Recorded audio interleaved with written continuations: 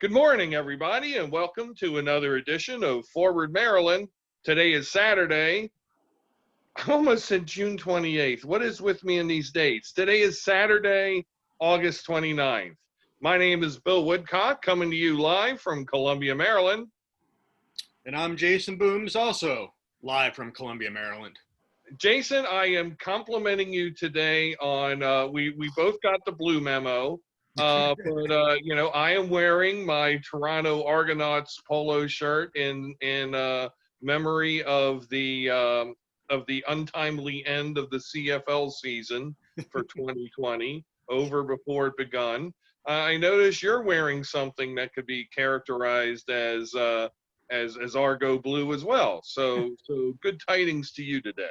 Thank you. Not a huge fan of the blue ordinarily, but a little home Maryland, so I thought I'd go along with it. But excellent. It is, and obviously it's not the sunniest of days in our hometown, and it's just trying to find that energy within, especially after hearing about the loss of Chadwick Boseman early this morning.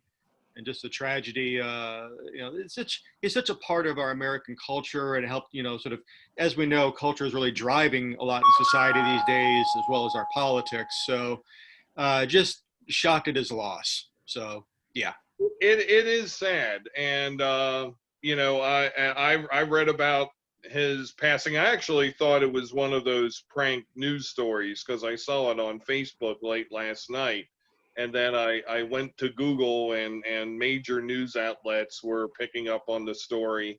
And every role in which he played, Jackie Robinson, James Brown, Thurgood Marshall, and of course T'Challa and the Marvel movies. I thought he was a brilliant actor. The passion of his character, whoever it was, came through in his portrayal. And, he's a light that having gone out is going to be sorely missed. So, and very local connections as alumnus of Howard University. So, good energy goes out to the Howard University community today, and also to his fans and friends and family. Absolutely. So we'll try to. It is a rainy day today, but to coin a phrase of a famous TV show, it's always sunny in Howard County, and there are always cool things to talk about here. Very interesting things. Of course, local to you Howard County residents who are watching or listening this, there is a fascinating Board of Education election unfolding, as for the first time, residents of Howard County are electing their Board of Education members by district. So the campaign in District 4 has been especially hotly contested. And for those of you out there in listener or viewer land who believe that you only have two choices for District 4 Board of Education representative, you would be incorrect. You have three. And I'd like to introduce and welcome to the show today, candidate for the Howard County Board of Education, Julie Hotopp. Julie, thank you for coming on the show. Hi, thank you for having me on the show. And I got the memo. The boys wore blue and I wore pink. So, we did some stereotyping today. But I am also in Columbia, Maryland. So we have that all in common.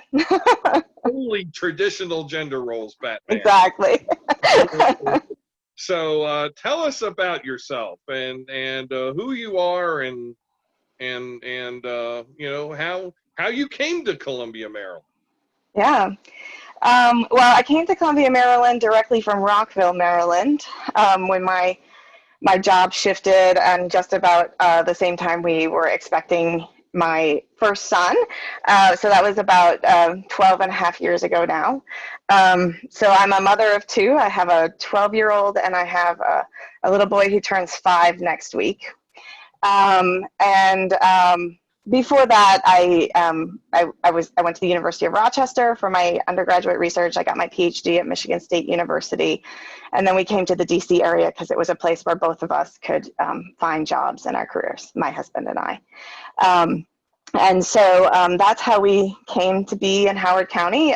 He works in DC, I work in Baltimore, so we're one of the families that does the split commute. And so Howard County is great for families like us. I guess bio-wise, I'm a professor of microbiology and immunology and genome sciences at a major medical school in Baltimore. I'm a full professor. I've been doing that for 12 years as well. That was part of my shift. So I'm not sure where to end. Sorry. So being a sciencey person myself, I'm always interested in how people of science find their way into politics and government. So what has drawn your energy to join this race? And I will add also as a write-in candidate for the Board of Education, which does not sound like an easy path to toe. Yeah, so actually I'll start with the writing part first, and then I'll go to the kind of why science and politics type of question. Write-in candidate, I think you guys probably know I was a supporter of Mike Scheer in the primaries, and he had to step away from the election because of the adoption of I believe their second child, and how that was complicated by COVID. And he and I had talked in December about it, and I thought he was a great candidate. I decided not to run. He knew that I was considering running then. And I thought that he would be able to, handle the election, being on the board, having the kids, and doing the adoption, because he's amazing. But it turns out, we didn't anticipate that COVID would happen and how that would affect the international adoption process. So he stepped away from the race. And, at that point, I really was kind of disappointed that I had not run, because I felt like, one of the biggest problems, I think, in Howard County and the Board of Education is the polarization. I see a tremendous amount of polarization in the community. At least in what people are saying, and also sometimes actions. A lot of times what people are saying, though. And I was concerned about that, because I really felt like, the four candidates we were left with were pretty polarized. I would say Kirsten was the least polarized, and I will admit that I voted for Kirsten because of that. I think I also voted for her because she.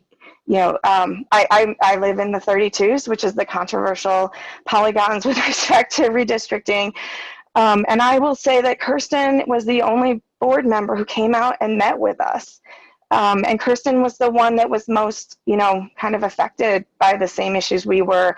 And it was probably hardest for her to meet with us. She came out and met with us and talked with us for 2 hours. And, we couldn't talk about the lawsuit, but we could talk about all sorts of other things. And I really respected that. And Cezanne also came out to talk to us. But I didn't see, despite that, and despite the fact that I felt like she was really great, the Democratic Party wasn't endorsing her, and I didn't see her making it through the primaries. And she didn't. She had a tremendous amount of people voting for her, despite the fact that she didn't have, I think, any endorsements. And I think that speaks volumes of what the people of Howard County really want. And I've had a lot of people talk to me about how they don't know who to vote for. So it was before the primaries. I investigated. I was trying to figure out, could you do a write-in candidacy for the primaries, or could you only do it for the general election? It turns out that Maryland or Howard County, I'm not sure whose laws it is exactly, does not allow write-ins for the primary, so that was not an option. So before the primaries, I declared that I would be a write-in candidate for those reasons. I don't regret it at all. And, I think a lot of people are worried that I'm going to be a spoiler, but I really look at it as, if we're in a democracy, people need to have someone to vote for. And if there's only 2 candidates and they're on opposite extremes, that means there's a lot of people in the middle who have no one to vote for. And so we'll have to see if people are willing to do more than fill in a bubble, if they're willing to write out my name. But we'll see what happens in the fall. But I at least feel like I'm giving people an option, and I think that's the right thing to do. As for science and politics, I will say with this pandemic, I think it highlights how badly we need scientists in pandemics, scientists in politics, more scientists in policy roles from both parties. I think it needs to be bipartisan scientists in politics. Scientists tend to be of one party, so that's if you don't know that already, but scientists tend to gravitate towards one of the parties. But I do think we need to have more bipartisanship in science and politics.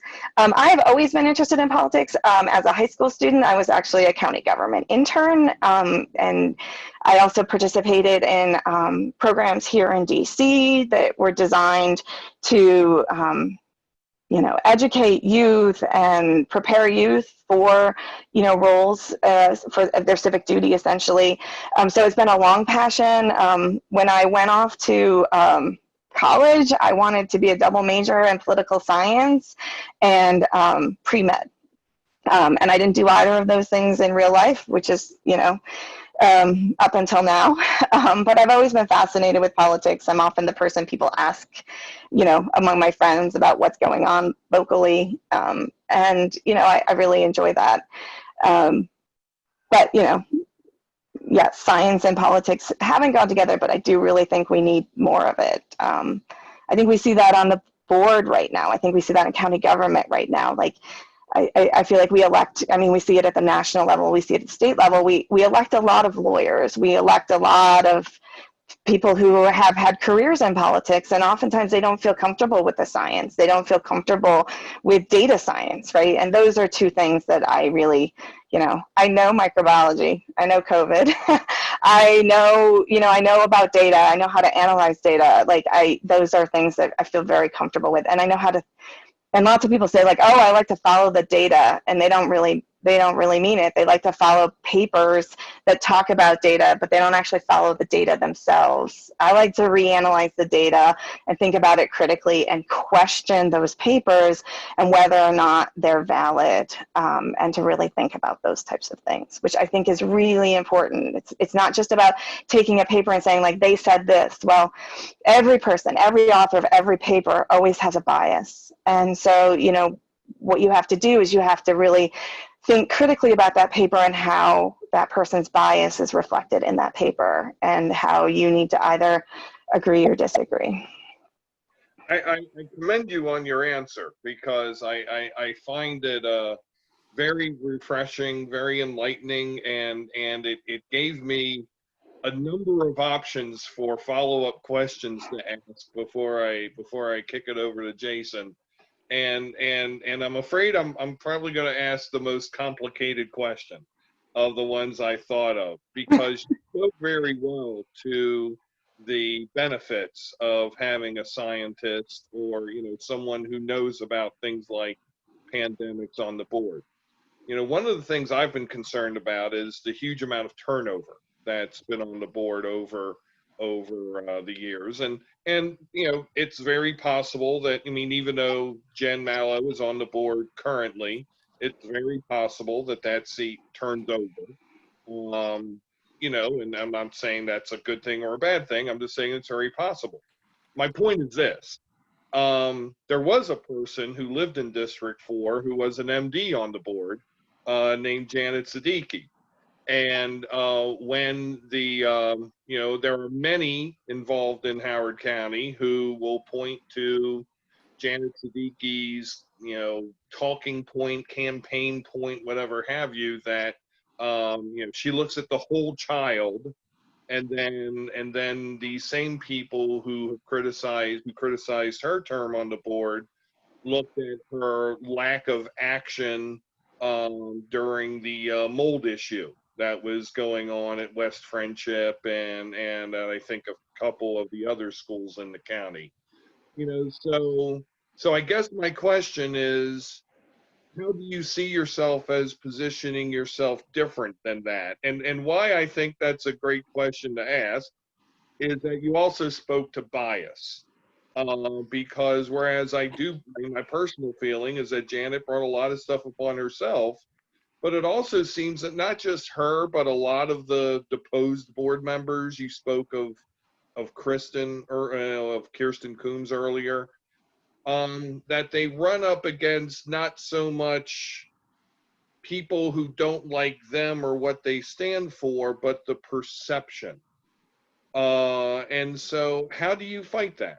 Because all I'm looking for is sanity on the board. I'm looking for a group of people who will be on this Board of Education, who will be a stabilizing force, who can stand up to the bullies, wherever they may come from, and can be, real champions for the educators and for the students.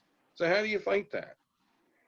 I think one way to fight it is to actually engage. And to not just engage when it's easy, but to engage when it's tough, right? And the example I gave of Kirsten is a great one, right? Like, she came and engaged with the people in our community. She engages on Facebook very regularly. I think the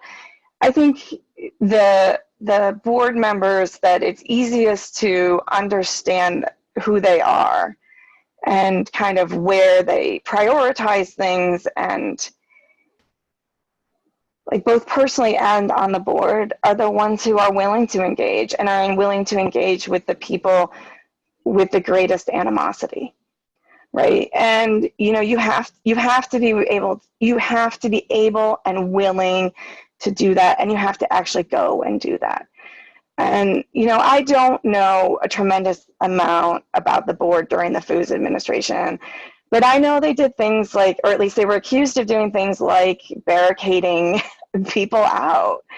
And what I'm incredibly frustrated with right now is, I have a cluster rep who also lives in my district and who is up for election for my district, who I have probably written to more than a dozen times as a board member. I write the BO email, and I have never gotten a response. I get responses from other board members, but I've never gotten a response once.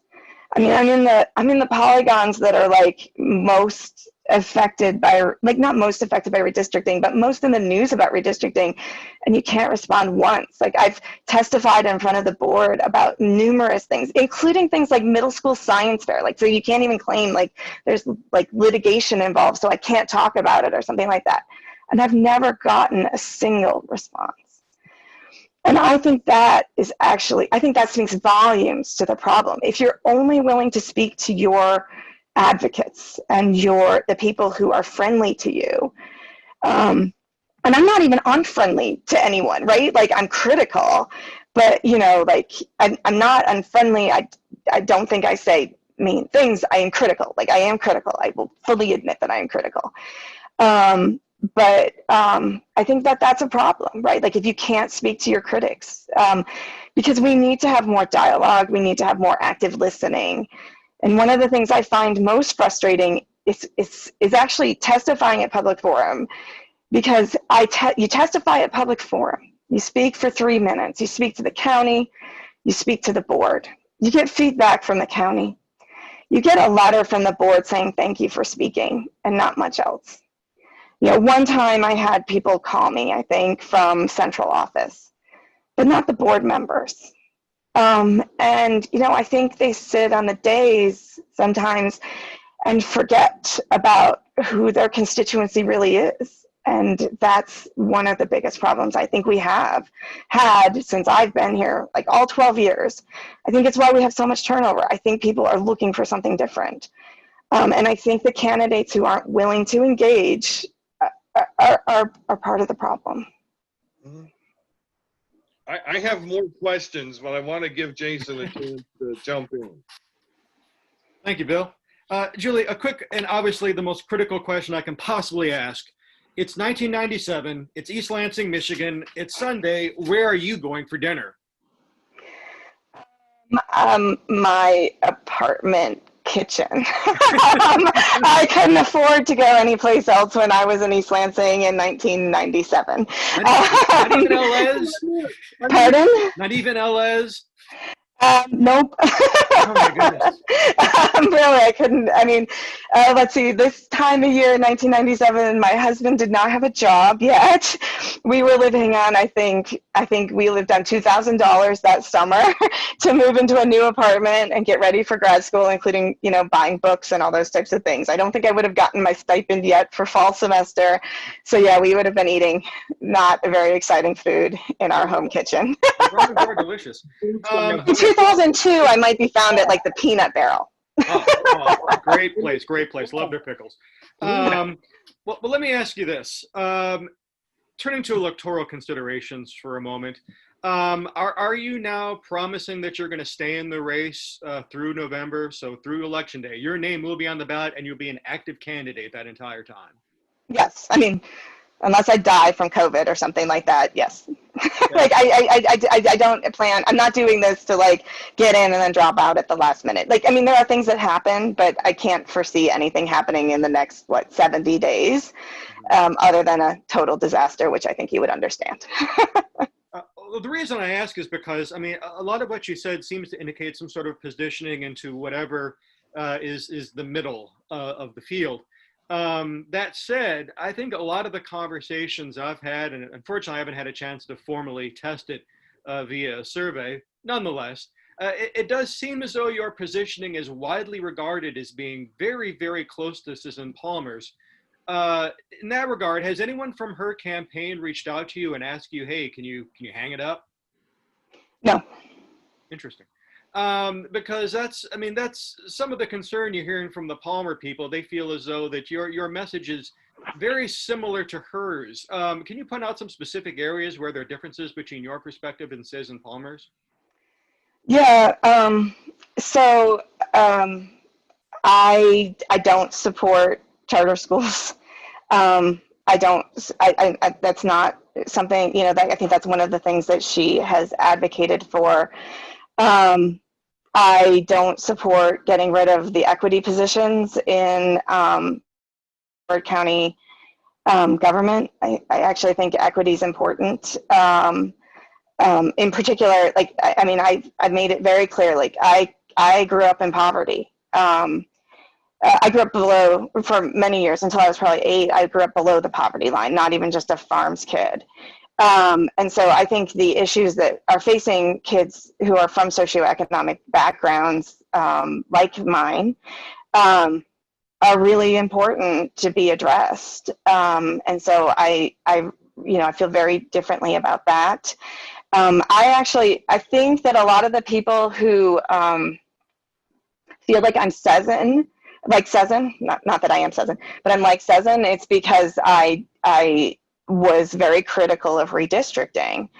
And so they put me in that bin. And actually, a lot of people didn't have my party affiliation right for a long time because, of where I advocated, where I spoke to people. But I think that's, that they just had stereotyped me. And I don't think that I am. I don't think that I'm like Sezin. I don't think I'm like Jen Mallow either. Like, right? I don't think trying to put us in bins, which is kind of what's been happening the last half of this week, and I got flipped from one bin to another on a Facebook page. I don't think putting us in bins is a good idea. I think that's part of the problem with this polarization. So I think those are two big reasons, differences. I think others are, there are things I don't hear her talking about that bother me.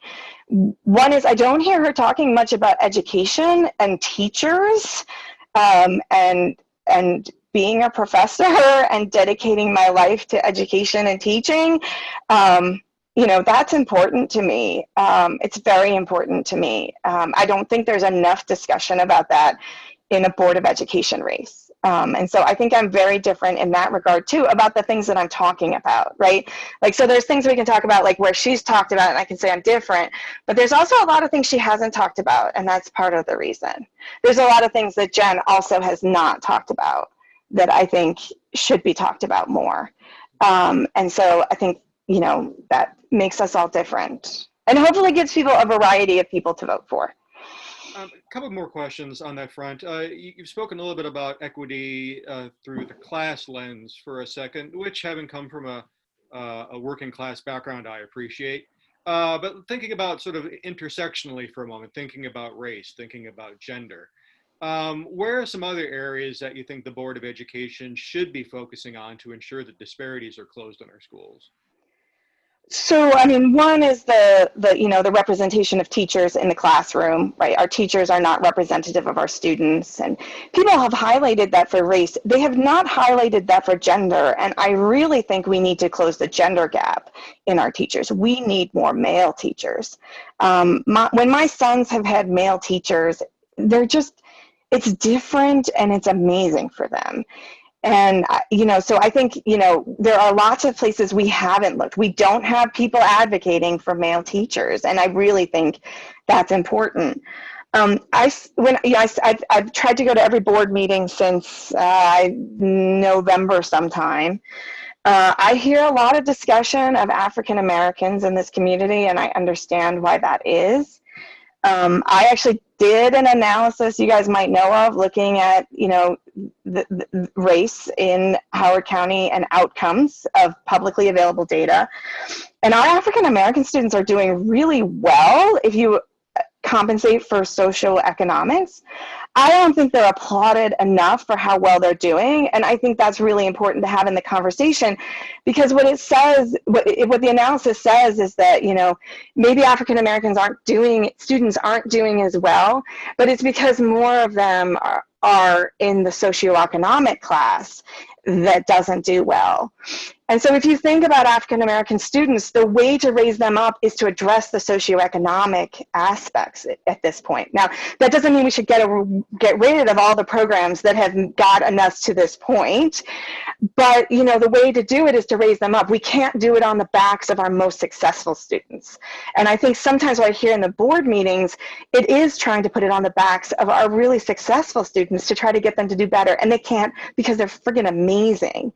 And I think that message doesn't get out there. But more importantly, I don't hear us talking at all in any board meeting about Hispanic students. And Hispanic students, whether you look at socioeconomics or not, are not doing as well. And so I really think that many programs really should be looking at why that is. Is that because they move more frequently? If it is, can we find policies or programs that will help students when they move, right? One of the things I put out there, I think it's going to be for the League of Women Voters, is, in downtown Columbia, where I live, there's this problem where they call it the rent wars at some of the schools, where as the rent changes, families will switch different apartment complexes, and then the kids have to switch schools in the middle of the school year. So that's a huge problem. It's a problem for those students. It's a problem for those families. It's also a problem for school staffing, where you see the capacity fluctuations really vary tremendously through the school year, and is a concern for the parents of the school, the teachers for the school, and staffing.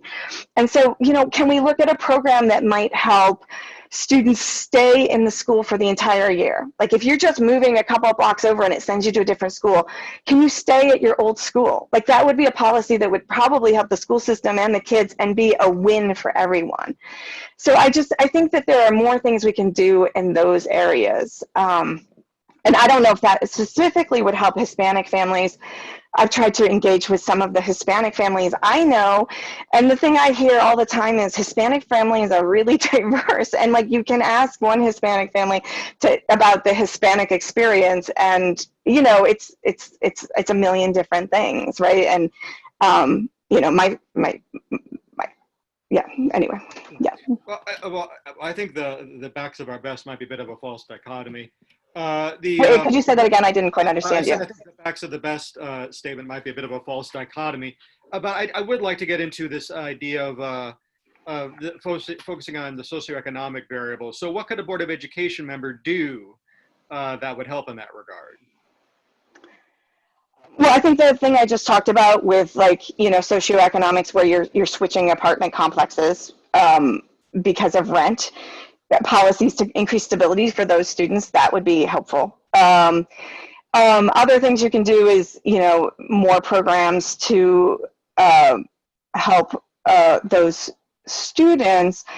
One program that I think is really wonderful is the community, I think it's called the community eligibility provision, but it essentially takes schools that are have a very high percentage of farm students and makes the whole school farms eligible.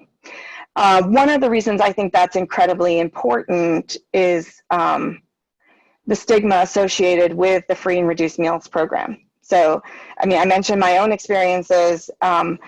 Despite being below the poverty line, my dad never let us fill out the farms application ever, because he was not going to take handouts and he didn't want his kids to be stigmatized. And I think there are families today that is still the case. I don't think it's quite the same as it was back when I was a kid. I think times have changed a bit in that regards.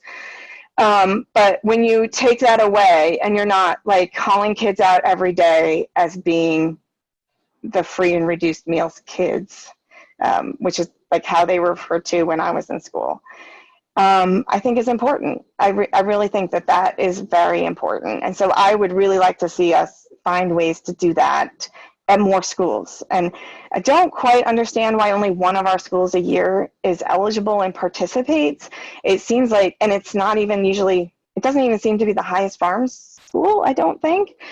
But one of our elementary schools, I think Homewood participates. But I don't understand that. I think advocating for that program would be important.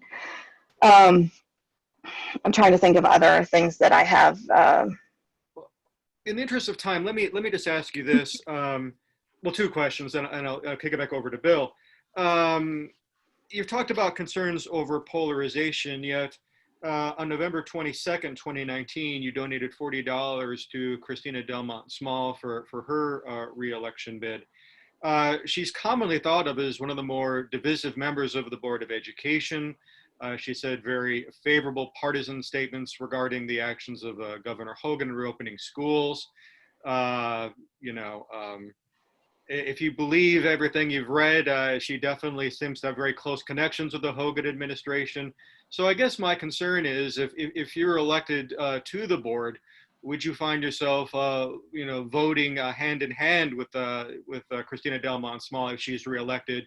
Or will you also be taking text messages during your board meetings from Hogan people? Well, I definitely won't be taking text messages from Hogan people. I'm pretty sure of that. So the $40 donation was to buy my way into one of her events, because I found that I couldn't meet with any board members. I had asked to meet with board members and no one would meet with me. So I paid $40 to go to her event up on Route 40 at Glory Days Grill. And when I was there, I was actually able to meet with board members, and I was able to meet with other people. And it was the first time I was able, as a constituent of all the board members, to meet with anyone, despite asking previously.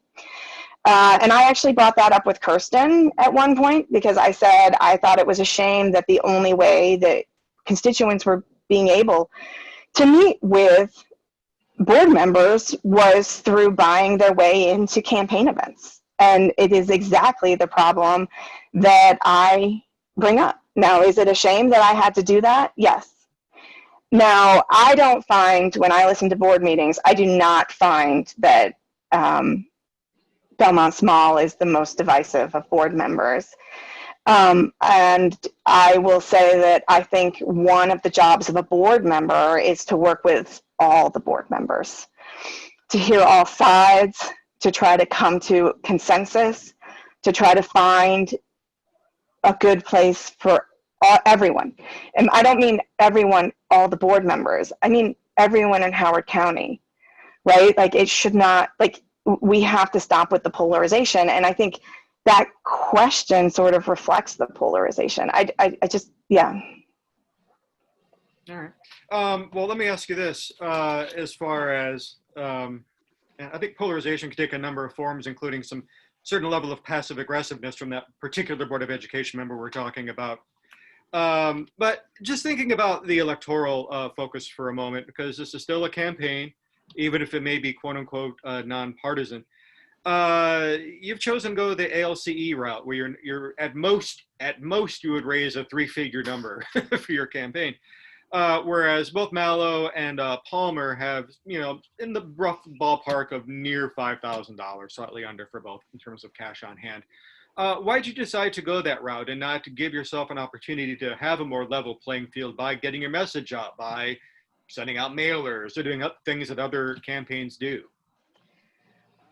I don't think that I don't think, and I probably should investigate this. I don't think I'm wedded to sticking with that ALC. It's something you do each time you file your campaign finance documents. Yeah, so until times, and so I was like, right, yes, but 2 of those filings were before the primary, and I made an active choice that since my name wasn't on the primary ballot, to not do anything except declare my candidacy.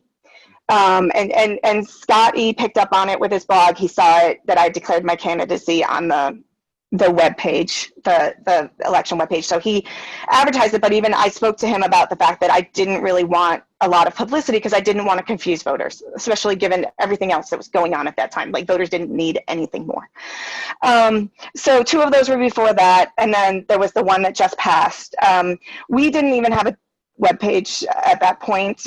We do now. We have a donate button so people can donate. I do think, though, that I don't know, I look at yard signs as a giant environmental mess. Like, I'm still seeing yard signs from the primaries that are like along the roadsides, and I have never driven by a sign and gone, oh wow, I really like that sign, so I'm going to vote for that person. I don't know. I kind of think it's a waste of money. I mean, are we going to have yard signs? Maybe. I don't know. We'll see if anybody hits that donate button. If you want yard signs, hit the donate button.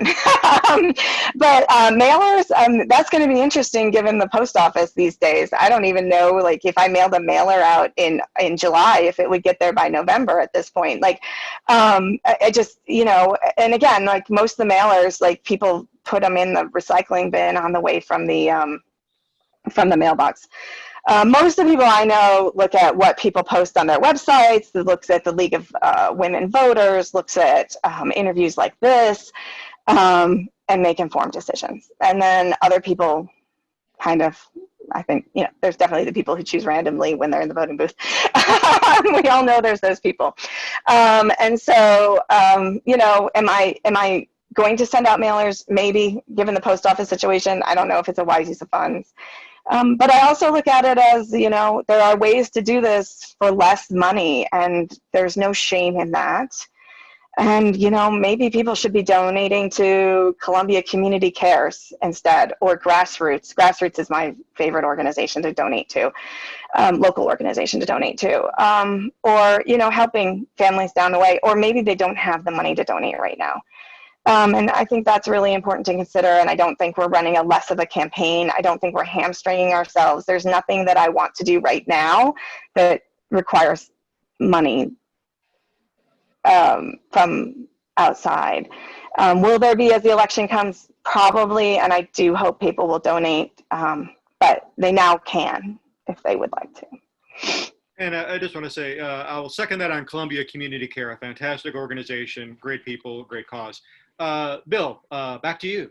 I will third Columbia Community Care, also third working class background, and I will also second. Julie, it would be awesome to have your presence out there more, and I don't have easy answers in terms of how to. Maybe have a great website, have great outreach through online. But getting back to what Jason's one of Jason's other questions, it's kind of a political truth that if you don't define yourself, your opponents definitely will, and so I can definitely see how being the little guy, the small timer, I guess, in the race, and both Jen and Suzanne have raised a lot of money. They're certainly going to characterize you as one side or the other, as you just said. So that's definitely going to happen. I think we're going to see that both are going to characterize me as the other person. Yeah. Yes. Which means you're probably in the right place. You're probably in a line, you're in the middle. And depending on where they're standing, you look like you're standing with the other person. That's the way I look at it. Absolutely. So, if you listen, I mean, way back when we could all be in public with each other, Jason and I interviewed Tom Hefner, who is one of the candidates in District 3, and we gave him the same advice. So in interest of, please, I hope you do work. I hope people do donate to you, and I hope you are able to get your message out there more. I guess I want to get back onto so you raised a very interesting question about the issue of the people who apartment jump. And and I also agree with you that I think the polarization, needs to really stop somewhere. And I would also suggest that it would take, given the example of the Board of Education, it would take 7 people, to kind of say, not do that. And to kind of also make the promises not to deal with their political friends on one side or the other, to do that, and stopping people from kicking a blur into the line in the sand. It can be a hard thing sometimes, but I do want to kind of on the lines of my last question about the other former board member. Here is a situation I dealt with both personally and as chair of the Oakland Mills Village Board back in the 2000s. So I did have personal experience with my son with moving in the middle of a school year. And in my case, my son was allowed to continue his elementary school year, first grade, at the school he started at, as long as we were able to give him transportation and as long as he started at his cluster school, at his community school, the next year, which was fine. And my understanding was that was HCPSS policy at the time, and I'm hopeful that it's the same now. I think that it is. And so as chair of the Oakland Mills Village Board, we had run into this situation. And so what we experienced was that the reason why people are school jumping is that they don't have transportation. So they've got to transfer. Now, you could certainly make a case that it is better for kids to finish their school year where they started. So, so I guess my question is, as a board member, how do you address that issue? Because, thinking back to some of these other topics that come up in community conversation about, Title I schools and, why not make all parents responsible for their transportation? What you identified in your prior answer is a very valid community need, but there are some people who just say, so what? How would you as a board member fix that problem? I think one thing is to make sure that families know of this know of the program, know that this is an option. I think encouraging families to participate in this option, which I don't find that Howard County is particularly good at encouraging families to take options. In this case, I think it's in the public school system's best interest to also have the student participate in this program, not just because the student will succeed better, succeed or do better, maybe succeed better isn't the right way to say it, but also because of the staffing issues, right? Where we see these huge fluctuations throughout the year, right? And so in that case, does it justify sending a small bus to pick up kids, right? From my understanding of how it happens in downtown Columbia, particularly between Swansfield, Bryant Woods, and Running Brook, it's lots of families making the same moves at the same time, meaning it's not just one kid you're going to be picking up. Mm-hmm. So if you're going to say that we're going to have better educational outcomes, we're going to have better staffing, which is better for the schools, and it's going to be better for the kids, it's going to be better for the families, it almost seems like you can justify the cost of that bus. And in fact, you might even be able to weave it into a bus that's taking a break because they don't already have a run. Now, I throw this all out there, not having any data, because I don't have access to the data. I don't have access to like how many kids this is, you know, how exactly it happens. So it might be that like when you start actually really talking about this, that it doesn't work, right? And I think, you know, one of the other problems I think we all have is that like people will say like, oh, well, we need to do this. And then they're not willing to like go, oh, actually, you know, that's not going to work. Or, you know, we need to adjust. We need to, you know, change how we're going to do this. And so I think those are important aspects. But I think, you know, if it's good for everybody, I mean, I think this is one of those things where it's a win-win-win-win, right? Maybe you can find a way to find that bus that would help. And I guess then, you know, you understand the frustration, I think, that a lot of families feel, especially, you know, with these issues of equity and the redistricting and whatnot, because, you know, being in an East Columbia community, I mean, you know, honestly, I mean, this was not yours, but there were a lot of people who's in the 32s and others whose words were interpreted by people in East Columbia as our children are better than yours. And that was met with great offense over here. And that's not welcome language, and that's not something that we should be condoning. So I guess, you know, I asked that question, you know, and I agree, you know, we don't know the data, the cost benefit, all of that stuff. But I asked that question not so much out of the, you know, more out of the, you know, how do you stand up to your resistance? Because what I'm perceiving on the Board of Education is that, you know, and I guess, I think this is what informed maybe some prior questions. People are not willing to say no to their friends.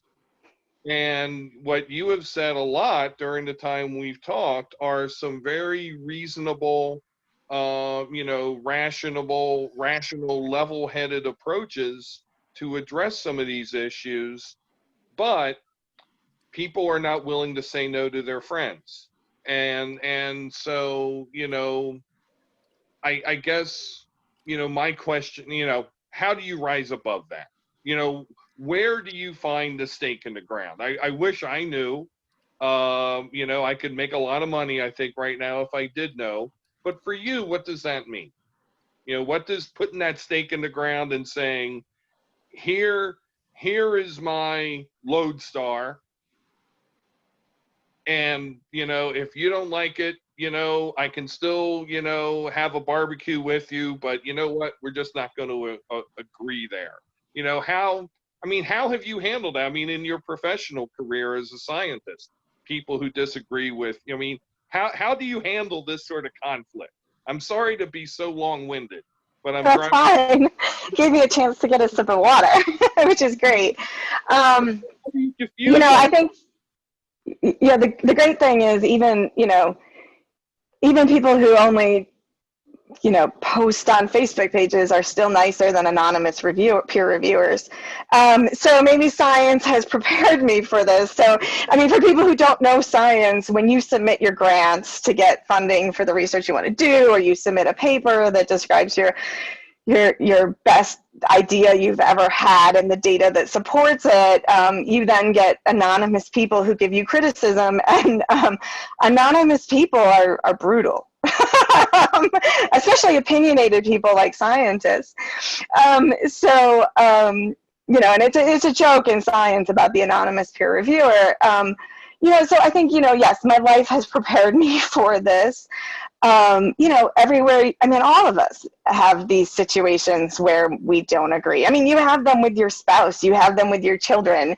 You figure out how to navigate, and one of the ways to navigate is to find common grounds, right? So, you know, finding the reasonable approach that works for everyone is fabulous. And there are many instances of that, right? Like we see lots of 7-0 votes of the Board of Education. Now, those do not get discussed because everybody's like, hey, this is great. I mean, I think one was the para to teacher program, which is just a great program that I think everybody can be on board with. I think that was a 7-0 vote because I don't think anybody had any concerns about it. Like it gets more diverse teachers into the school system, and it helps those teachers move from being paraeducators to being, or those individuals from being paraeducators to being teachers.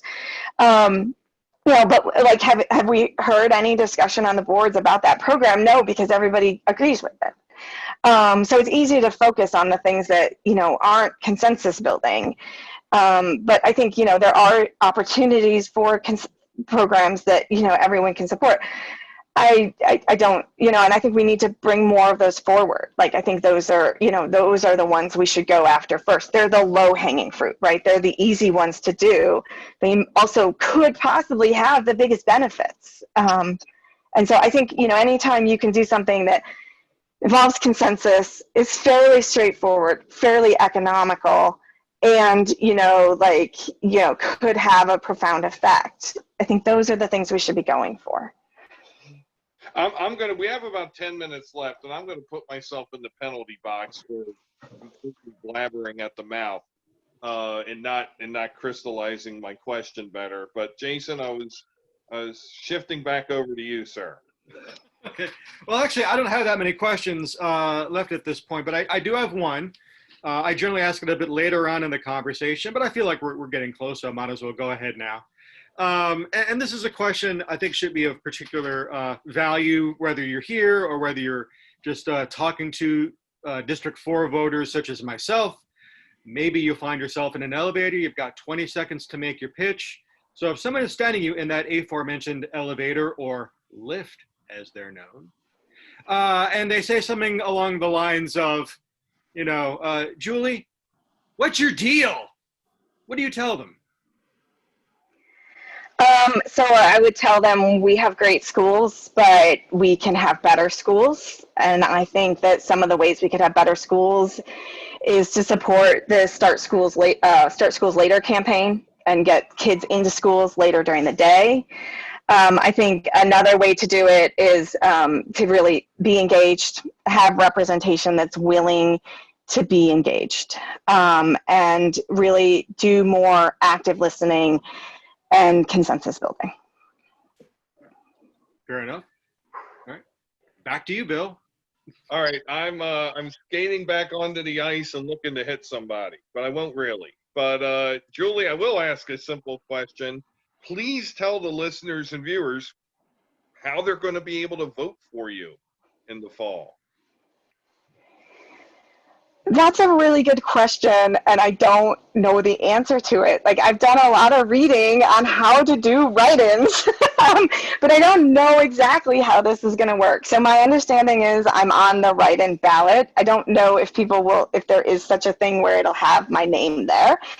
But you're going to have to write me in. So I think there's a write-in bubble, and you're going to have to write in Julie Hotopp.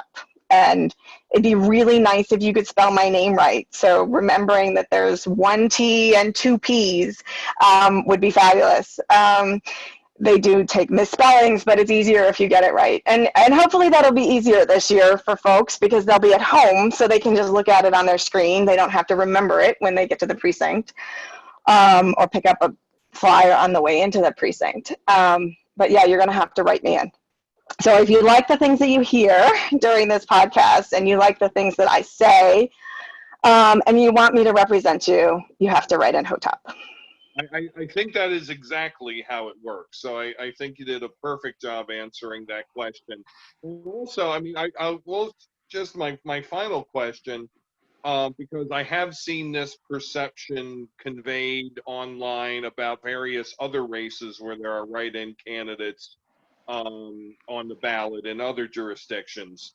But, we talked before about the ALCE, and indeed, yes, I mean, you could choose to forego that at any other time, anytime you wish, as could any candidate who does an ALCE. But you are, as a write-in candidate, you are not immune from the same election rules and regulations that any other candidate has to work with, correct? Correct. So it's all the same. So no, I have seen some other situations where people are claiming that write-in candidates are circumventing the ballot or circumventing the rules, and in reality, nothing is further from the truth. So, Right. So as soon as you start, at least my understanding, as soon as you start advertising that you are a candidate, you have to declare your candidacy. And once you declare your candidacy, you have to have a campaign finance committee, and so that's what I did in March, was I declared my candidacy with the Board of Elections, and I set up a committee. And then once you set up a committee, you have to follow all of the campaign finance laws, which is intimidating and scary, I will fully admit, but we are doing our best. wanted to make sure that everybody knew you were a for real candidate, not a spoiler, but not a rogue. Jason will enjoy this reference. Vermin Supreme like character who's just declaring, their right to insurrection. So thank you for that, and thank you for being on this podcast. I hope you've enjoyed it. And Thank you for having me. love to keep track on what's going on in your campaign, and hope you would entertain coming on again. Great. I would love it. Thank you. Awesome. Jason, do you have anything in closing? Justice for Breonna Taylor. That's all I've got for this Saturday.